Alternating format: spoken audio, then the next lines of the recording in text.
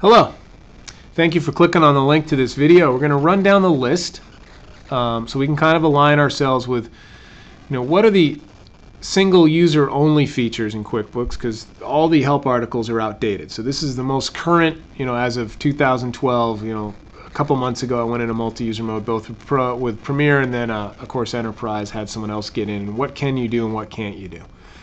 So some operations in QuickBooks you have to be in single user mode to do, right? And then Enterprise has some that you can definitely do that Pro and Premier can't. But for payroll, setting employee defaults preference, activating payroll, or editing anything in the managed service key window, payroll setup wizard, payroll checkup, all those you have to be in single user mode, regardless of what level of QuickBooks you have, Pro, Premier, Enterprise. File operations that you have to be in single user mode for, condensing the data, rebuilding the data, importing or exporting any time activities or IIF files, changing the logo on a check, and creating an accountant's transfer file or importing the changes. You all have to be in single user mode for that. List operations, to merge list items or change accounts, change non-inventory or other charge items to inventory parts, or adjust selected item price levels, you have to be in single user mode.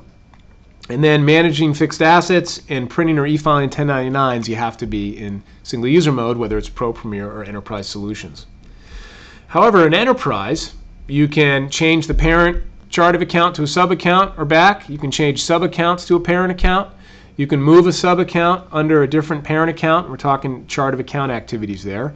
I can define custom fields. I can resort lists. I can make an inventory adjustment, quantity adjustment, as well as set closing date and password. And I can also, that's what you can do in Enterprise that you can't do in Pro and Premier in multi-user mode. Right? So Enterprise does have some advantages. Now, features that only one user can perform in multi-user mode: sales order fulfillment worksheet. Okay, regardless of what level you're at, only one person can be in there in multi-user mode. You might have other people in other areas, but you can only have one user in there. Online banking activities, only one user can be doing it in the multi-user mode environment. Editing the same list entry, obviously, except, of course, memorize transactions. Accessing employees, payroll items, payroll functions, or payroll transaction, right? That would be for one user. Reconciling the same balance sheet account, set closing date passwords, QuickBooks statement writer, setting up budgets and forecasts, or using the cash flow projector, preparing and writing letters, creating statements, assessing finance charges, paying sales tax, loan manager, and then downloading into a payment network payments. Though you might be in multi-user mode with other people doing other things in the file, only one user at a time can do any of these activities. So hopefully that was helpful, so you know what's current as far as what you have to be in single user mode in Pro, Premier, Enterprise to perform as far as file activities or operations.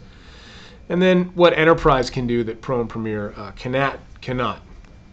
They can be in multi-user mode and do those things. The big one for me is the adjusting quantity on hand.